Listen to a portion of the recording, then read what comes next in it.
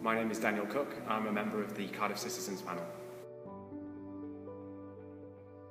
I just really like the idea of shaping the future of Cardiff as a city, and especially as somebody who cycles to work every day and seeing the issues that I see in the city. So I've had enough of being a keyboard warrior, so to speak, and I want to be part of it and actually get my voice heard by the people that are actually responsible for change.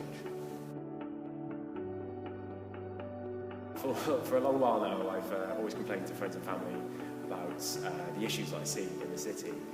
So being part of the Citizens Panel means that I can be part of shaping the future of services, and even just my small contribution means that I can potentially affect change for thousands of people.